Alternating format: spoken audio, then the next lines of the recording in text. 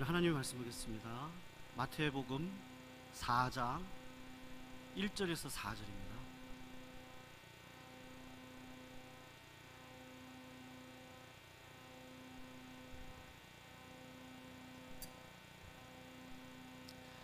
우리 짧은 4절이니까요. 우리 같이 읽겠습니다. 시작. 그때 예수께서 성령에게 이끌려 마귀에게 시험을 받으러 광야로 가사 40일을 밤낮으로 금식한 후에 줄이신지라. 시험하는 자가 예수께 나와서 가로되 내가 만일 하나님의 아들이여든 명하여 이 돌들이 떡덩이가 되게 하라.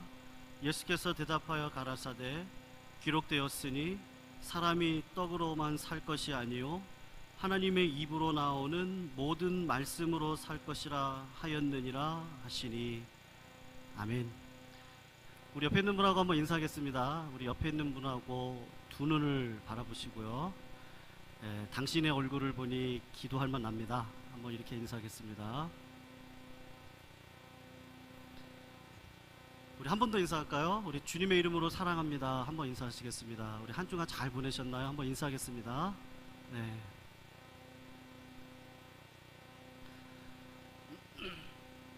오늘 살아남의 핵심 질문 8번째 시간인데, 이 시험에 대해서 오늘 좀 저희들이 살펴보려고 합니다.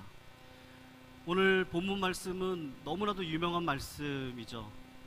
아마 정말로 많이 들었던 말씀인데, 마귀가 40일을 금식하신 예수님을 시험하는 장면 가운데 첫 번째 질문을 오늘 이야기하고 있고, 돌을 떡으로 만들어 보라 라는 시험의 내용입니다. 돌을 떡으로 만들어서 배고픈 것을 해결하라, 바로 그 내용인데, 주일학교 때 이 설교를 들으면 어떤 마음이 제 마음속에 들었냐면요, 궁금한 게 이거였습니다. 돌을 가지고 떡을 만들라, 그렇게 시험을 하면 예수님께서요, 야, 잘 봐라, 돌을 가지고 내가 이렇게 떡을 만들었지, 이렇게 만들면 그 시험을 이길 것 같은데 왜 능력이 많으신 예수님께서 간단하게 돌을 가지고 떡을 만드시면 될 문제를 왜 말씀으로 하셨을까? 사실은 그게 좀 많이 궁금했습니다. 성도님들, 만약에 예수님께서 마귀가 시험하고 제안한 대로 또 돌을 가지고 떡을 만들면요, 마귀의 시험을 이기는 것이겠습니까? 아니면 마귀의 시험에 넘어가는 것이겠습니까?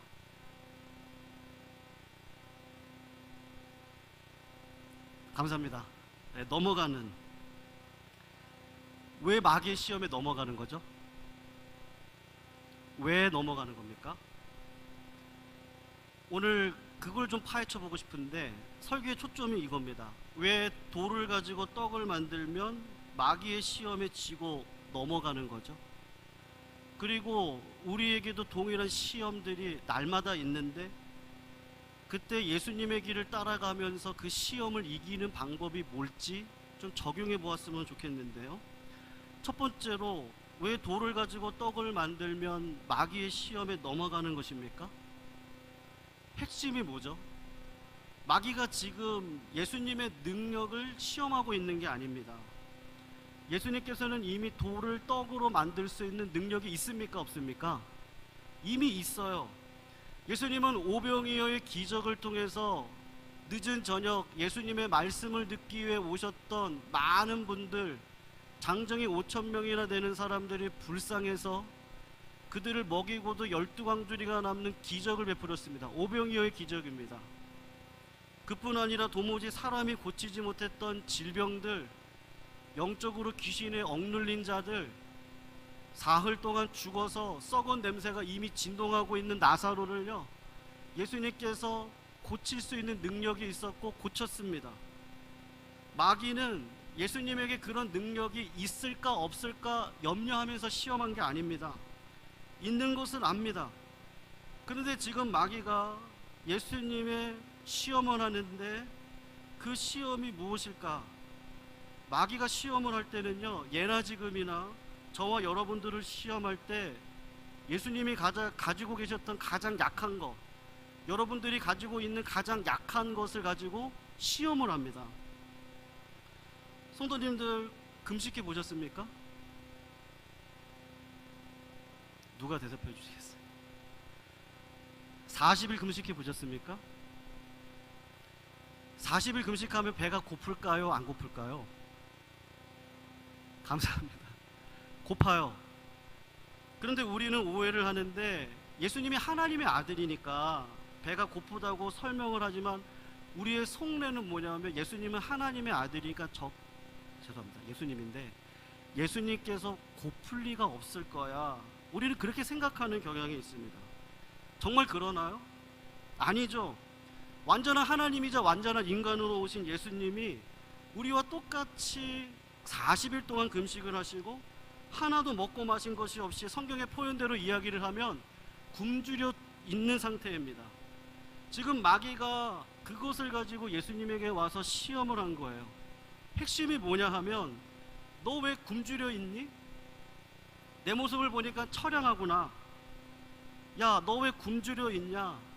배고파서 굶주려 죽는 거 죽음 가운데 가장 비참한 것을 우리가 알고 있어요. 굶주리는 것은 하나님의 은혜와 복을 받은 상태가 아니라는 것을 다 알고 있습니다. 그런데 지금 예수님이 어떤 상태에 있어요? 굶주려 있습니다. 궁핍해 있어요. 보통 사람들은 굶주리고 궁핍하면 예절이 없죠. 예절을 다 잃어버리고 보통 가난하다 보면 사람이 궁색해지게 되고 초라해지게 되는데 예수님이 지금 궁색하고 굶주리고 궁핍한 가운데 처해 있는 겁니다. 그런 가장 약한 환경 가운데 있는 거죠. 예수님이 마귀가 와가지고 지금 그 환경 가장 약한 것을 지금 부추기는 겁니다. 예수 안 믿는 사람도 굶주리면요 비참한데 너 하나님의 아들이잖아. 보통 아들이냐? 우리가 하나님의 아들인 것하고 예수님께서 하나님의 아들인 것하고는 차원이 다릅니다. 지금 예수님께서는 하나님의 그 아들로 하나님의 특별한 사랑을 받아서 메시아로 이 땅에 오셨어요. 그리고 공생애를 시작하실 때 요단강에서 세례를 받으시고 이분이 하나님의 아들이라는 게 성령으로 인침받고 하나님 나라 복음을 전하는 공생애 사역을 이제 시작하려고 하시는데 하나님께서 예수님을 어디로 인도하시느냐 하면 광야로 인도하시고 40일을 굶기시고 40일 동안 기도하는 가운데 하나님이 자기 아들에게 먹을 것을 주시지 아니하시고 완전히 굶겨버리시고 완전히 기진맥진하게 몰아넣었습니다. 그러니까 마귀가 그 상황을 놓고 지금 유혹을 하고 있는 거죠. 너가 하나님의 아들이잖아. 어중간하게 신앙생활 하는 사람이 고통을 당하면 그래 그거 죄 때문에 그런 거야. 그래도 벌 받는다. 근데 너는 다르잖아. 너야말로 너의 삶을 다 드렸습니다. 예수님이 하나님의 뜻을 행하고 믿음으로 살려고 애를 쓰는 믿음으로 사는 삶인데 너의 형편을 보니까 왜 이렇게 굶주려 있니? 하나님이 뭔가 너한테 잘못하는 거 아니냐?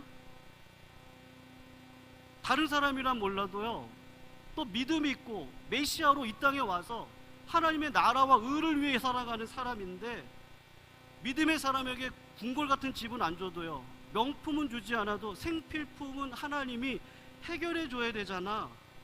너야말로 믿음으로 살아가는데 너에게 하신 것을 봐라. 자녀가 잘 되기를 하니? 너가 성공하기를 하냐? 이거 정말 심하지 않냐? 하나님께서 메시아인 하나님의 아들인 너에게 잘못하고 계신 것 같다. 그러면서 마귀가 지금 시험을 하는 겁니다.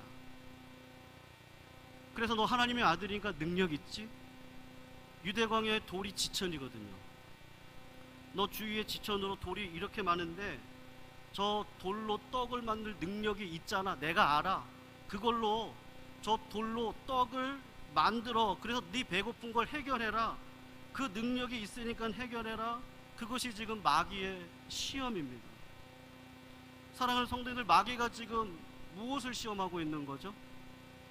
능력을 시험하는 게 아니라 우리 인간 가운데 죄로 말미암아 약함이 폭로되어질 때 그 약한 것을 가지고 물고 늘어지면서 우리를 시험을 하는 거죠. 만약에 예수님께서 이렇게 하셨으면 어땠을까요? 마귀야, 내가 40일 동안 배가 고파서 정신이 없어서 몰랐는데 네가 하는 말 들어보니까 정말 맞네. 다른 사람한테는 몰라도 하나님께서 나한테 내 삶에 이런 일이 일어나게 하면 안 되지. 너가 말한 대로 지금 하나님께서 나를 잘못 인도하시고 지금 하나님께서 잘못된 일을 행하고 있는 게 네 말을 들어보니까 맞구나. 너 말대로 내가 돌을 가지고 떡을 만들어서 나에게 능력이 있는데 하나님께서 나를 궁핍하게 해놓은 이 상황을 내가 해결해야겠구나. 그렇게 해서 돌을 떡으로 만드는 순간 예수님은 어느 자리에 서 있느냐면요, 마귀의 자리에 가서 딱 서 있는 겁니다. 마귀가 지금 예수님에게 어떤 자리에 서 있으라고 얘기하는 거예요? 하나님을 하나님으로 인정하지 않고 원망과 불평의 자리에 서라. 그리고 너 힘 있잖아, 능력 있잖아, 네 힘으로 한번 살아가 봐라. 그렇게 지금 이야기하는 것이죠. 말씀 있잖아, 무엇을 먹을까, 무엇을 마실까, 무엇을 입을까 염려하지 말고 하나님의 나라와 의를 구하라. 그러면 하나님께서 이 모든 것들을 너에게 더해 주실 것인데, 분명히 말씀하셨는데 너 지금 이 상황을 보니까 너가 믿는 하나님이 신실한 하나님이 아니고 어려움을 주는 분이야. 마귀의 자리에 기적을 행하는 순간 예수님은 그대로 그 자리에 가는 거죠. 성도들, 마귀는요 태초에도 똑같이 시험했습니다. 첫사람 아담과 하와를 그렇게 시험했는데, 하와야 선악과를 봐라. 저렇게 좋은 선악과를 만들어 놓고 먹지 말라고 하나님 말씀하시는데 그거 다 너를 괴롭히기 위함이야. 하나님이 정말로 좋은 하나님은 왜 저렇게 좋은 열매를, 보암직도 하고 먹음직한 열매를 가지고 왜 따먹지 못하게 하는 거지? 저것은 분명히 너가 하나님이 될 수 있는 걸 알기 때문에 하나님이 너를 괴롭히려고 만들어 놓은 거야. 너 손 있지? 한번 뻗기만 하면 돼. 능력 있잖아. 한번 뻗어서 따 먹어. 그러면 돼. 너가 하나님의 아들이잖아. 너에게 능력이 있잖아. 돌을 떡으로 만드는 기적을 해결하면 돼. 그 시험에 보기 좋게 넘어가는 거죠. 성도님들, 예수님께서 이 마귀의 시험을 어떻게 이겼죠? 오늘 본문 말씀 3절을 보면 어떻게 이겼습니까? 말씀으로 이겼죠. 말씀으로 이긴다는 게 뭐죠? 성경 말씀 인용하면 됩니까? 오늘 좀 그 의미를 조금 더 파악해 보고 싶은데요, 신명기 8장 2절에서 6절 말씀을 한번 살펴보았으면 좋겠습니다. 예수님께서 마귀의 시험을 말씀을 가지고 이겼는데요, 신명기 8장 2절에서 6절 말씀입니다. 우리 성경책 다 한번 찾아보시고요, 구약 274쪽에 있습니다. 2절에서 6절 우리 한번 교독으로 읽도록 하겠습니다. 274쪽에 있습니다. 2절 제가 먼저 읽습니다. 내 하나님 여호와께서 이 40년 동안 너로 광야의 길을 걷게 하신 것을 기억하라. 이는 너를 낮추시며 너를 시험하사 내 마음이 어떠한지 그 명령을 지키는지 아니 지키는지 알려 하심이라.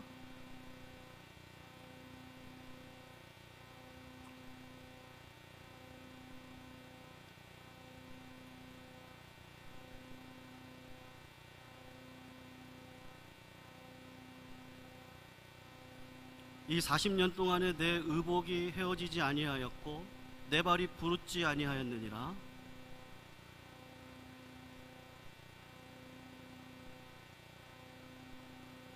같이 읽습니다. 내 하나님 여호와의 명령을 지켜 그 도를 행하며 그를 경외할지니라. 아멘. 성도님들, 신명기 8장 3절에 있는 말씀이 예수님께서 마귀의 시험에 대한 예수님의 해답입니다. 신명기는 우리 성도님들이 알다시피 모세의 마지막 세 편의 고별 설교가 이 신명기 안에 고스란히 들어가 있습니다. 모세가 이스라엘 백성들과 함께 광야 40년의 생활을 하고 이스라엘 백성들을 가나안 땅에 들이기 직전에 유언처럼 3번의 설교를 했는데, 특별히 신명기 8장에서는 특별히 모세가 광야 40년 동안의 그 힘들고 어려웠던 광야 생활에 대한 이 모세의 신앙 고백이 들어가 있습니다. 그런데 성도님들, 그 신명기 8장을 보면요, 모세와 이스라엘 백성이 대척점이 되어져서 서로 이 비교가 되어지고 있는데, 하나님의 구원의 은혜를 경험하고 이집트 노예 생활에서 벗어나서 홍해를 건너 가나안 땅으로 가려고 했던 제1세대 이스라엘이 가나안 땅으로 들어가지 못하고 다시 회군을 해서 38년 동안 광야에서 방황을 했습니다. 38년 40년 동안 제1세대 이스라엘 백성들이 하나님 앞에 지속적으로 했던 것이 무엇인지 아십니까? 왜 가나안 땅에 들어가지 못했죠? 1세대 이스라엘 백성들은요, 끊임없이 원망과 불평을 쏟아냈습니다. 하나님의 가장 큰 기적과 능력을 보고 하나님의 구원을 경험했던 광야 1세대 이스라엘 백성들이 광야 생활하면서 하나님께서 지나게 하셨을 때, 하나님께서 기적을 베풀어 주시는 상황 속에서 이들이 했던 게 무엇이냐면 끊임없이 원망과 불평입니다. 대표적인 게 뭐죠? 우리가 이집트에 있을 때에 값없이 부추와 참외와 오이와 수박을 먹었고, 우리가 이집트에서 종살이 할 때 맛있는 음식을 먹고 건강했는데, 이 광야 생활에서 우리가 굶어 죽게 생겼다, 먹을 게 없다, 우리를 이 광야로 몰아넣으신 하나님은요, 우리를 사랑하시는 하나님이 아니라고, 차라리 이집트로 돌아가자고, 우리를 이렇게 데리고 왔던 모세를 돌로 쳐서 죽이고 이집트로 가고 싶다. 그게 광야 40년 동안 이스라엘 백성들이 그들을 구원하셨던 하나님에 대해 가졌던 태도고 원망입니다. 그 결과 어떻게 되었습니까? 40년간 원망하고 불평했던 1세대 이스라엘은 여호수아와 갈렙만 남겨놓고 다 죽을 때까지 광야에서 놀리셨습니다. 40년 동안 하나님께서 하신 일은 원망과 불평 속에 살아갔던 자들에게 약속의 땅으로 들어가는 은혜를 주지 아니하시고 죽는 것을 보게 하셨습니다. 그리고 2세대를 훈련시키셨어요. 그런 이스라엘의 반대점에 서 있는 사람이 모세인데, 모세는 전혀 다른 신앙 고백을 하고 있어요. 모세가 이야기하는, 오늘 우리가 읽었던 이 신명기 8장 광야 생활 40년 첫 번째로 모세는 또 다르게 고백을 하는데, 관점을 바꿔서 우리에게 하나님의 은혜와 선하심을 가르쳐줬던 시기가 오히려 이 광야 40년의 시기다라고 고백을 합니다. 모세가 이렇게 이야기를 하는 거죠. 지난 40년의 세월을 돌아봐라. 우리 가운데요, 먹을 게 없어서 죽은 사람이 있냐? 우리 가운데 40년을 지나는 가운데요, 농사도 못했어요. 비도 오지 않았어요. 경작할 땅도 없어요. 그런데 그런 상황 속에서 굶어 죽은 사람이 있냐? 있으면 나와보라고 해라. 우리 가운데 한 사람이라도요, 옷이 헤어진 사람이 있냐? 신발이 없어서, 물이 없어서, 생필품이 없어서 곤란을 당하고 죽은 사람이 있으면 나한테 한번 이야기해봐라. 오히려 40년 동안 하나님께서 하나님이 어떤 분이신지를 경험하게 하셨는데, 오늘 본문 말씀에 조상들이 알지 못했던 그 조상이 누굽니까? 아브람과 이삭과 야곱과 요셉과 같은 족장들인데, 그들보다도 그들이 경험하지 못했던 만나를 경험하는데, 아침마다 40년 동안 단 한 번도 빠짐없이 주일날을 빼고 안식일을 빼고 하나님께서 아침 밥상을 차려주는 그거 경험한 사람이 누구냐? 우리들밖에 없지 않느냐? 어디 있을 때예요? 광야에 있을 때 그 일을 경험했다라고 지금 말씀을 하고 있습니다. 그것뿐만 아니라 영적인 은혜를 얘기하는데, 어떤 은혜를 주셨습니까? 우리를 마음을요 가난하게 하셨어요. 낮추셨습니다. 하나님의 은혜 앞에 겸손하게 우리를 만들어 주셨어요. 우리는 광야가 없으면요, 시험이 없으면 100% 교만합니다. 근데 하나님이 겸손하게 하시고 낮춰주셨어요. 사람이 떡으로만 사는 게 아니라 이집트에서 나올 때 금은 보석을 가지고 나왔습니다. 수많은 음식들을 가지고 나왔을 거예요. 자기들이 준비한 떡, 그게 얼마나 갔을까요? 냉장고가 없던 시절에 아마 1년도 못 갔을 겁니다. 음식이 없어요. 가지고 온 금은 보화가 다 소용이 없어요. 그걸로 어디 마켓에 가서 살 수 있는 물건이 없습니다. 내 실력을 가지고 내 능력으로 광야 40년을 지낸 사람이 아무도 없어요. 안 가르쳐줘도 이 광야를 지나면서 아는 겁니다. 아, 하나님이 나를 낮추셨구나. 아무도 살 수 없다는, 하루도 살 수 없다는 그 광야에서 수백만 명의 사람들을 입히시고 하나님께서 먹이시면서 우리들에게 깨닫게 하는 게 있는데, 이 광야 같은 이 세상에서 삶을 살아갈 때 내 힘과 내 능력으로, 내 실력을 가지고, 내가 가지고 있는 떡으로, 내가 준비한 힘으로 살 수 없다는 것을 하나님께서 여지없이 보여주셨다. 그게 모세의 신앙 고백입니다. 그것을 깨닫게 하기 위해서 성도님들, 우리 신자의 실제적인 삶의 현실은 어디죠? 오늘 본문 말씀은 광야라고 이야기를 하고 있는 거죠. 예수님께서 그 말씀을 그대로 받아들였습니다. 예수님께서 모세의 신앙 고백을 딱 가지고 와서 마귀에게 지금 대답을 하는 거예요. 성도님들도 한번 속으로 대답해 보십시오. 광야를 인도한 분이 누굽니까? 하나님이시죠. 지금 줄이게 하시고 궁핍하게 하시고 나를 이렇게 보잘것없는 자리에 있게 하신 분이 누구십니까? 하나님이십니다. 하나님께서 왜 나를 이렇게 궁핍하게 하셨고 왜 굶주리게 하셨습니까? 모세의 신앙 고백은요, 나를 괴롭히기 위함이 아닙니다. 내가 뭘지 알지 못하는 하나님이 나한테 은혜를 주기 위함입니다. 나를 낮추셔야 돼요. 내가 이해할 수 없는 1차원적인 삶을 4차원적으로 바뀌기 위해서는 하나님의 광야를 우리들에게 주시는 거죠. 하나님의 손이 짧아서가 아니라, 능력이 없어서가 아니라 하나님이 의도적으로 광야를 우리들에게 주시는 겁니다. 마귀야, 내가 굶주리는 것이 하나님의 뜻이라면 하나님의 뜻입니까? 아닙니까?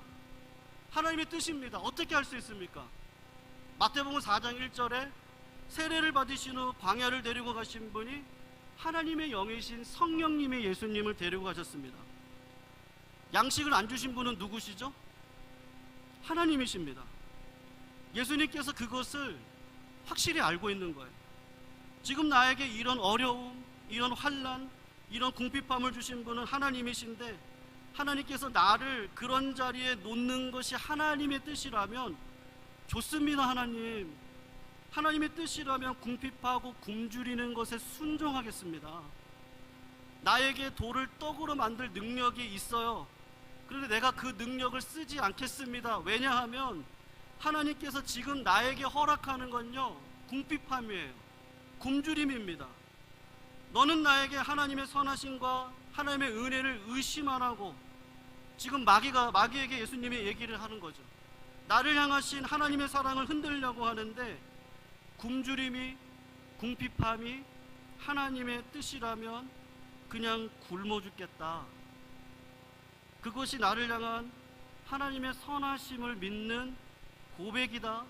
그 고백으로 떡으로 사는 게 아니라 말씀으로 산다. 지금 그 얘기를 하고 있는 것이죠. 사랑하는 성도님들, 예수님께서 공생의 첫 사역의 첫 번째 시험을 하나님을 전적으로 신뢰하는 마음으로 통과했습니다. 내가 십자가 달려 죽겠다 그랬을 때 베드로가 주님 그렇게 하면 안 됩니다 라는 그 시험을, 사단아 물러가라, 네가 나를 하나님의 뜻에 행하지 못하게 한다, 그 시험을 통과하셨어요. 시험을 통과하고 또 통과하셔서 어디까지 가시죠?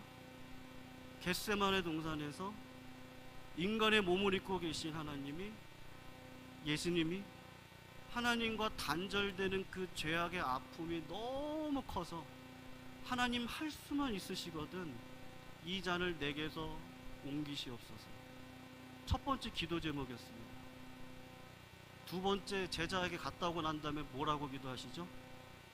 하나님, 이것이 하나님의 뜻이라면 내가 이 잔을 가지고 가겠습니다. 예수님은 처음부터 끝까지 시험을 이기는 삶을 사셨습니다.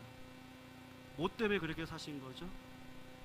굶주리는 상황도, 궁핍한 상황도, 찌질하게 보이는 지금의 상황도, 고난의 상황도, 아픔의 상황도 하나님이 나에게 허락하신 것이라고 하는 믿음이 있는 것이죠. 성도님들, 믿음으로 산다는 게 뭐죠? 하나님의 선하심과 하나님의 은혜를 흔들리지 않고 믿고 가는 게 믿음인데, 우리의 삶의 현실은 어떻습니까? 신자가 되어져 신자의 삶을 성령의 은혜를 힘입어 눈을 제대로 뜨고 보게 될 때 우리 가운데 있는 죄악을 보고 고난과 아픔을 사실은 보게 됩니다. 제가 강남 청담동에서도 사역을 한 적이 있고요. 저 인천에서도 사역을 한 적이 있습니다. 청담동은 부유한 분들이 많이 계셨고요. 인천 사역을 할 때는 정말로 가난한 분들이 많이 계셨습니다. 인천에서 사역을 하던 시절 그곳에 굉장히 어렵게 사시는 분들이 많이 계셨는데, 그때 그곳에 새 가족으로 오신 분 가운데 굉장히 헌신적인 부인 한 분을 만난 적이 있습니다. 이분에게 딸 하나가 있었는데요, 남편도 없이 그 딸을 얼마나 의지하는지 모릅니다. 힘들고 어려운 살림인데 그 딸을 교육시키기 위해서라면 모든 것들을 다 희생할 만큼 헌실적인 어머니였어요. 그런데 문제가 하나 있어요. 이 딸이 희귀병을 앓고 있습니다. 몸이 자주 아파요. 몸이 약합니다. 자주 침대에 누워 있습니다. 딸이 아플 때마다 이 엄마는 같이 함께 괴로워하고 힘들어 하셨어요. 새가족 공부랑 그 윗단계를 제가 그룹으로 가르치고 있었는데, 새가족 공부가 끝나고 그 윗단계를 하면서 전능하신 하나님 신론에 대해서 같이 공부를 할 때였는데, 공부가 끝나고 난 다음에 그 여자 성도님이 저에게 찾아오셔서 이렇게 질문을 했어요. 내가 지은 죄가 너무 많아서 딸이 이렇게 아픈 것 같은데 내가 어떻게 하면 우리 하나님이 용서해 주실 수 있을까요? 라고 질문을 하셨습니다. 저는 그 질문의 의미를 충분히 이해를 했습니다. 왜냐하면 전능하신 하나님께서, 선하시고 인자하신 하나님께서 늘 선하시잖아요. 늘 인자하신 분이시니까 그 하나님이 내게 고난을 허용하셨다면, 나를 이렇게 힘들게 만든 것이라면 그 원인은 틀림없이 선하신 하나님에게 있는 게 아니라 나에게 있는 게 분명하지 않느냐는 결론에 의해서 그 질문을 한 것입니다. 내가 뭘 잘못해서 이 딸이 이렇게 아픈 걸까요? 그렇게 이야기를 하다가 갑자기 펑펑 우시더라고요. 그러면서 목사님, 내가 숨긴 게 하나가 있는데 사실은 몇 년 전에 이혼을 했는데 그 이혼한 것 때문에 하나님께서 그 이혼으로 인해서 하나님이 화가 나셔서 딸을 괴롭히고 있다고 그런 생각이 들어서 너무 힘들다, 그렇게 저에게 질문을 했던 적이 있었는데, 성도님들, 하나님께서 저와 여러분을 구원하셨습니다.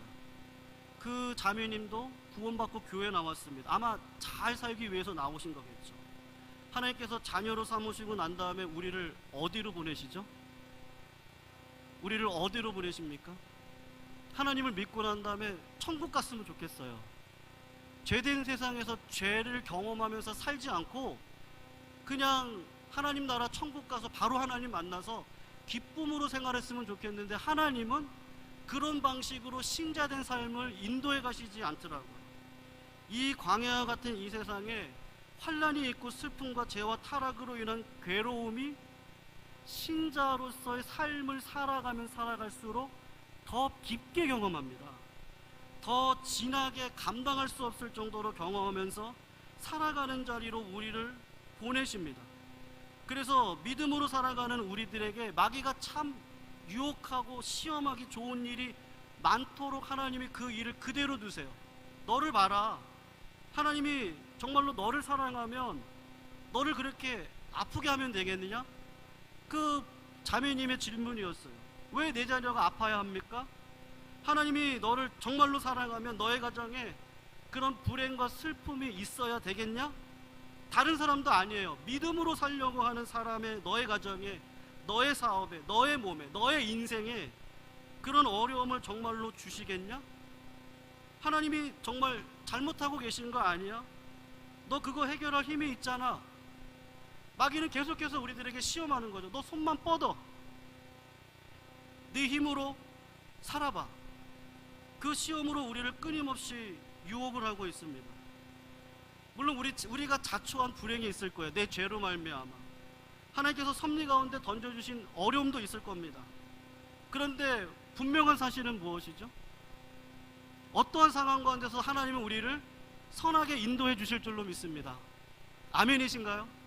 하나님은 어떠한 상황 가운데서도요, 하나님을 사랑하는 자, 그 뜻대로 부르심을 입은 모든 자들이 합력하여서 선을 이룰 수 있도록 악도 사용하셔서 선으로 우리를 이끌어 가시는 분이 바로 우리의 하나님이시고, 그 모델을 지금 예수님이 보여주셨고, 그런 삶을 우리도 똑같이 살아갈 것이고, 그런 삶 가운데 주님을 쫓아가는 삶만이 이 시험을 이기면서 상급 있는 인생을 살아갈 거라고, 오늘 주님은 우리들에게 그런 삶을 살라고 말씀하고 계시는 거죠. 한 목사님께서 목사가 되기 전에 진로 문제를 고민하다가 전라남도에 있는 나환자촌에 그쪽을 방문하게 되었습니다. 왜냐하면 이제 목사가 되니까 거기 자기가 존경하는 목사님이 계시는데, 그 목사님을 만나서 진로 문제를 한번 해결해 보겠다고 조언을 구하기 위해서 거기를 방문을 했는데요, 마침 그 목사님이 방문했던 시기가 그날 문학의 밤을 하고 있을 때라고 하더라고요. 그 문학의 밤 가운데 우연히 참여했다가 초등학교 6학년 학생, 여학생이 발표한 시인데, 이 여학생이 태어나서 보니까 아빠 엄마가 다 나병이에요. 할아버지 할머니도 나병입니다. 옆집 마을에 있는 모든 사람들이 나병에 걸렸든지 자기도 나병의 위험에 처해야 되는 상황 가운데 살고 있어요. 그 초등학교 6학년 아이가 쓴 시입니다. 그거를 받았는데요, 조금 길지만 제가 한번 읽어보겠습니다. 초등학교 6학년이 쓴 겁니다. 좋으신 하나님, 시련이 오고 두려움이 사로잡는다 할지라도, 이해할 수 없는 시험이 닥쳐온다 해도 분명히 믿는 바 있어 무너지지 않으니 내 하나님은 의롭고 좋으신 분입니다.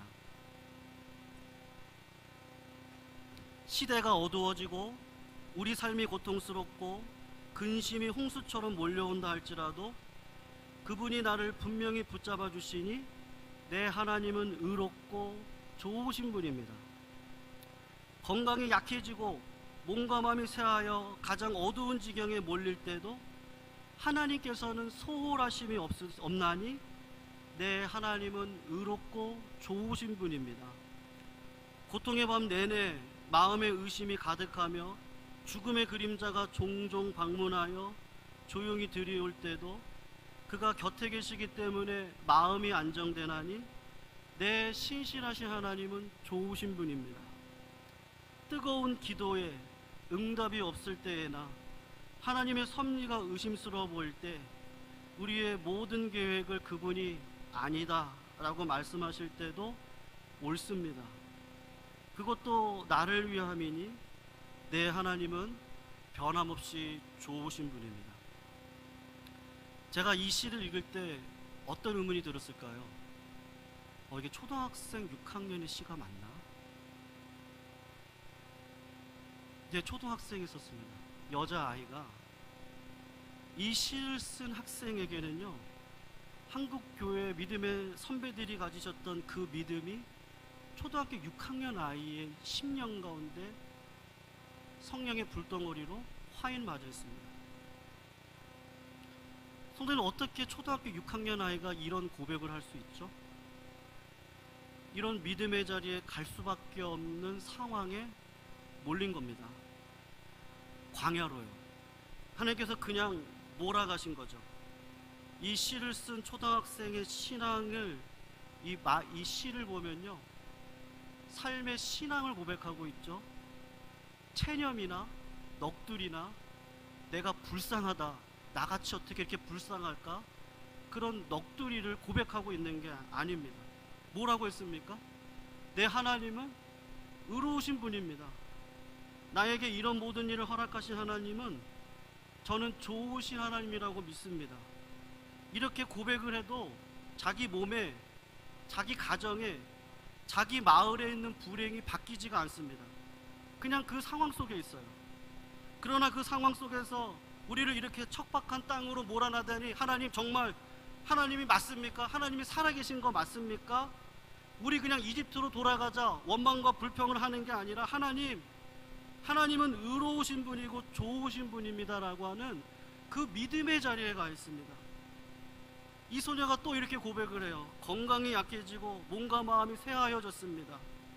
내가 상상할 수 있는 가장 어두운 지경에 몰렸습니다. 그런데도 하나님, 나는 믿습니다. 하나님께서는요, 소홀하심이 없다는 걸 믿어요. 죽음의 그림자와 함께 나를 방문해 주는 분이 있는데, 그분이 주의 지팡이와 막대기로 사망의 음침한 골짜기로 가고 있는데 한 발자국만 디디면 죽음입니다. 그때 내 눈에 주의 지팡이와 막대기가 보입니다. 그가 내 곁에 계시기 때문에 내 마음이 안정됩니다. 하나님은 참 신실하고 좋으신 분입니다. 제가 이 소녀의 고백에 제 마음이 뒤집어지고 정말로 무릎을 꿇을 수밖에 없었는데요. 마지막에 이것이었습니다. 뜨거운 기도에 하나님은 응답하지 않습니다. 성도님들, 우리에게 문제가 다 있습니다. 그래서 뜨거운 기도를 다 합니다. 하루 이틀 하지 않았을 거예요. 우리 기도가요. 어떤 분들은 10년을 하기도 하시고, 어떤 분들은 평생을 기도하시고, 어떤 분들은 20년을 기도한 분들이 계십니다. 그런데 그렇게 뜨겁게 기도했는데 하나님이 응답하지 않으세요. 하나님의 섭리가 있다고 우리가 배우죠. 하나님의 섭리가 그런데 실제 삶에서는요, 의심스러워요. 내가 계획을 한 사건을 가지고 하나님이 사사건건 아니다라고 대답을 하십니다. 내가 계획한 게 있어요. 내가 소원한 게 있습니다. 뜨겁게 기도하고 간구했는데 그때마다 하나님께서 너 아니다, 너 굶주려야 된다, 더 낮아져야 돼, 더 광야에 있어야 되겠다라고 말씀을 하시는 거죠. 그럴 때 이 소녀의 신앙의 고백이 뭐냐 하면요, 옳습니다. 하나님은 나를 괴롭히려고 하시는 것이 아니라 나를 위한 것임을 저는 믿습니다. 성도님들, 이게 믿음입니다. 그 하나님은요, 어떠한 상황 속에서도 변함이 없으세요. 하나님은 나의 아버지라는 걸 거부할 수 없습니다. 마귀가 우리들에게 지금도 계속 시험할 게 뭘까요? 오늘날 믿음으로 살아가는 우리들에게 시험하는 건요, 똑같습니다. 내 가정에, 내 삶에, 내 인생 가운데 이런 부조리한, 이런 불합리한, 이런 슬픔과 아픔을 준 하나님은 잘못하고 있는 것이다. 다른 사람이면 몰라도요, 하나님의 아들인 너에게, 우리 교회에서도 믿음으로 살려고 하는 너에게 이런 어려움을 주신 하나님은 잘못하신 것이다. 그러니까 네 능력 가지고 살아봐. 돌을 떡으로 만들어 네가 해결해라. 그때 예수님께서 보이신 건 말씀의 칼을 가지고 믿음을 보이신 거죠. 광야로 나를 인도하시고 나를 굶주리게 하신 게 하나님의 뜻이면 그것도 옳은 겁니다. 그것도 나를 위한 것입니다. 내 하나님은 좋으신 하나님입니다. 그리고 이 광야 40년을 통해 이 광야를 경험해보지 못했던 사람들이 가지고 있는 하나님의 하나님 되심이 무엇인지를 경험하면서 이 땅을 고난 가운데 있지만, 광야 가운데 있지만 그 하나님을 경험하면서 살아가고, 그 하나님을 더 친밀하게 경험하면서 살아가고, 그 길을 걷도록 하시는데, 그건 바로 무엇이냐 하면 바로 믿음인 것이죠. 성도들, 우리가 무덤을 향해 달려가고 있습니까? 아니면 본향을 향해 달려가고 있습니까? 환난은 인내를, 인내는 연단은 소망을 이루는 삶이죠. 우리 믿는 신자에게는요, 반드시 하나님이 살아있는 거 맞아? 라는 시험이 100% 있습니다. 언제든지 있습니다. 죽을 때까지 있을 겁니다. 그때 하나님은 우리들에게 무엇을 요구하시죠? 단순히 잘 먹고 잘 살자, 그건 기독교가 아니죠. 하나님은 더 고차원적인 이야기를 하시는데, 믿음이 있습니까? 시험을 우리가 어떻게 이깁니까? 다른 방도가 없습니다. 기도와 금식의 외에는 아무 방도가 없습니다. 믿음으로 살아가는 거 외에는 없습니다. 어떻게 믿음으로 살아가는 거죠? 실제적인 광야 생활 가운데 하나님의 말씀을 붙들고 이 초등학교 6학년 여학생과 같이 하나님은 정말 선하신 분입니다. 하나님께서는 변함없으신 분이시고 그 하나님이 나와 함께 하실 것을 믿습니다. 진짜 믿음의 고백을 이 땅 가운데 하면서 살아가는 그 진짜 믿음을 하나님은 오늘 저희들에게 요구하고 계시는 줄로 믿습니다. 우리 안에 계신 하나님은 그러면 어떤 하나님으로 남아 계셔야 되나요? 신실하시고 인자하신 하나님, 변함없으신 하나님이 우리 성도님들이 어떤 상황 가운데 있다 할지라도 여러분들이 믿음으로 시험과 싸우고 죄와 싸워서 잘못된 것은요 바꾸고 잘하고 있는 것 더 잘할 수 있도록 경건의 모양이 아니라 능력을 소유하여서 이 땅을 살아갈 때 그때 열매가 있고 그 열매로 하나님은 우리의 믿음을 시험하신다라고 말씀하고 계시는 것이죠. 성도들, 은혜가 공짜입니까? 은혜를 받은 자는 절대 은혜가 공짜일 수가 없습니다. 하나님께서 걸어가신 나를 부인하고 십자가를 지는 삶을 고민할 수밖에 없고 그 삶을 위해서 내가 어떻게 살아갈 것인가를 말씀을 가지고 몸부림치며 하나님의 뜻이 무엇인지를 몰라서 기도하고 능력이 없어서 기도하고 내 마음이 교만해서 또 하나님 앞에 나가서 기도하고 하나님이 해주시면 안 될 것을 알기 때문에 또 가서 기도하고 하나님이 은혜 주셔야 된다고 또 가서 기도하는 그 겸손의 자리에 우리가 설 수밖에 없는 것이죠. 사랑하는 성도님들, 오늘도 우리가 가지고 있는 모든 문제는 누가 주신 거예요? 누가 주신 겁니까? 대답 좀 해주세요. 하나님이 주신 거죠. 내 자녀의 문제도 우리 교회의 문제도요 다 이유가 있을 겁니다. 우리 삶의 진로의 문제도 결혼의 문제도 우리의 모든 문제들도 다 분명한 하나님의 선하신 뜻이 있을 겁니다. 우리는 그거 외에 고백할 수 있는 게 없습니다. 그리고 최소한의 진짜 신자의 고백, 말씀과 기도를 붙들고 성령의 바람을 타고 이 땅을 믿음으로 전진해가는 삶, 성도님들이 바로 그런 삶을 살 수 있을 줄로 믿습니다. 그 신실하신 하나님은 오늘도 의지하시고 믿음으로 모든 것들을 감당해 가시는 은혜의 종들이 되시기를 주님의 이름으로 한 번 더 축원합니다.